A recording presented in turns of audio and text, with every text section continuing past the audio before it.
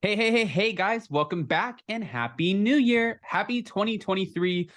We did it. We made it. Okay, guys, we're back to talk about the Real Housewives of Beverly Hills because since it is January, they are supposed to start filming before we know it. And Lisa Rinna is sharing one of her biggest regrets over, well, her time last season. On top of that, Erika Jayne is issuing a warning, plus a cryptic quote. Love a good cryptic quote because we always have to figure out what the hell it actually means. Guys, if you haven't already, go ahead, smash that like button. If you're not subscribed, get subscribed. Don't forget to hit that notification bell. And with that, let's jump right in. It's time for all your binge-worthy pop culture news. Welcome to Up and Adam. All right, guys, so apparently Lisa Rinna is reflecting on the past year, 2022, and everything that could have went wrong, that possibly went wrong, that actually did go wrong, right? She shared a post suggesting that she regretted entering the Caribou Club in the first place where this whole alleged meltdown happened. Now, this is the meltdown that's been talked about. It's like the longest conversation of a storyline ever, but hopefully going into next season, we actually have real content to actually discuss, right? Lisa's allegations against the co-star, which included a claim that Kathy threatened her sister and Bravo, seemed to have the opposite effect, and many fans took Kathy's side, accusing Lisa of needlessly stirring up drama. Because a lot of people feel like she doesn't actually have her own storylines. If she's not talking about her kids, then she's definitely not talking about the husband. So really, what is her storyline if it's not just stirring up somebody else's pot? But some would also say that we do need a good pot stir. That's what Margaret Joseph said when we had her on stage in New York. During that Aspen evening with the Real Housewives of Beverly Hills cast, Lisa reportedly refused to check her coat at the club.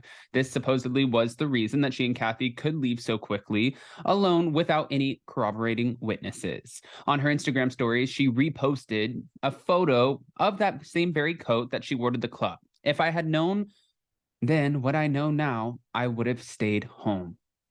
Or maybe you just wouldn't have went home with Kathy. Interesting.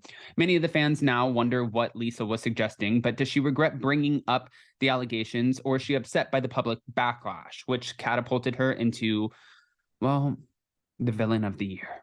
But, I mean, honestly, I think she was not. I really feel like her and Erika thought that they were going to do a Kathy Hilton takedown, and I think it didn't go the way that she planned. And now maybe it'll make her question before getting in other people's business and sharing information with fans and viewers without actually having any real receipts. In another strange post, Lisa shared a quote from @Andrew Hager Live. "You threw dirt on my name and flowers grew. I would be mad too." Cryptic. The quote seems to indicate that Lisa isn't suffering amid the public outrage. In fact, she appears to have profited from it. But we'll figure, I mean, honestly, she booked a new movie. We don't know if she's coming back to the Real Housewives of Beverly Hills. Her and Erika have alluded to the fact that she would be back. So I wouldn't be so shocked if Lisa Rinna did come back. I think she will. I honestly think the whole cast will, except Diana Jenkins. I don't think that Cherise and Pino will be on the show. And I think either Dorit or Crystal will be demoted to a friend of, and then we'll add a new person. That's how I feel about it. But we'll have to wait and see. Also, Erika Jayne warns 2023 will be all about revenge, and she jokes about W-2s after being hit with a $2.2 million tax lien. Funny.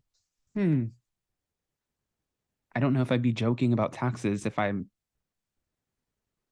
hit with a lien. Okay, Erika Jayne took to her Instagram this past week to share a pretty ironic meme. "I will be mailing out W-2s on January 2nd for everyone who was in my business this year." I wonder if that means that we're getting a W-2. As Real Housewives of Beverly Hills fans well know, a lot of people were in Erika's business in 2022, including attorneys, bankruptcy trustees, the tax board, and viewers of the show. Even Erika's castmates and Real Housewives from other cities have weighed in on her legal turmoil. Still, Erika's post about taxes certainly got the attention of many who couldn't help but be reminded of the tax issues that she's facing right now. In early December, right after being found liable for a total of $4.5 million in overdue taxes for 2019 by the IRS months prior, Erika was hit with a tax lien for about $2.2 million in overdue taxes for the same year by the Franchise Tax Board of the state of California. But as Erika has confirmed, she doesn't have the ability to pay off the debt, either of the debts. So since we don't have the ability to pay it off, let's joke about it, because that makes sense. I mean, the IRS is probably sitting back watching like, we're not going anywhere. And the IRS is one of, I believe it's the only agency that can actually shut down your, well, they can go into your account. They can shut you out of your account, which is a huge deal. She said, I'm in the midst of trying to figure out the basis of this tax bill with the assistance of my business manager, who is also an accountant. That's what she wrote in June 14th court filing. I do not have the ability to pay the California Franchise Tax Board tax bill. Also on her Instagram earlier this week, Erika spoke of getting revenge in the new year. For me, 2023 is going to be all about revenge. Does anybody... What a positive way to go into the new year. For me, 2023 is going to be all about revenge. How about, I mean, listen, girl, manifest whatever you want, right? While Erika's tax debt is substantial, it's minimal in comparison to the $25 million lawsuit that she's facing from Tom Girardi's bankruptcy trustee, who claims her company, EJ Global, received fraudulent transfers from Tom's now defunct law firm, Girardi Keese, in the years leading up to the business being forced into bankruptcy. Now, again, I think that Erika will also be on the cast this year, but if I were the IRS, I would just be taking her wages. Like, just deplete her funds. If you owe that much money, I would be depleting your funds if I were the IRS, and I would probably be saying, hey, you have a lot of expensive jewelry. Maybe you should sell that and pay off your bills. But I'm not the IRS. And I definitely don't want a W-2 for being in Erika's business. So guys, I don't want to just give you this and not ask your opinion. Go ahead and comment below. What are your thoughts about Lisa Rinna's big regret and Erika making jokes about, well, sending out W-2s for everybody being in her business? And how do you feel like do you think it's going to be Dorit who's demoted, or do you think it'll be Crystal?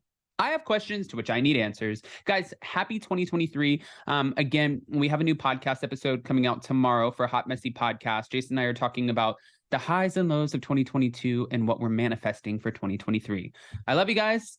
Don't forget to smash that like button, get subscribed, hit that notification bell, and we'll see you so very soon.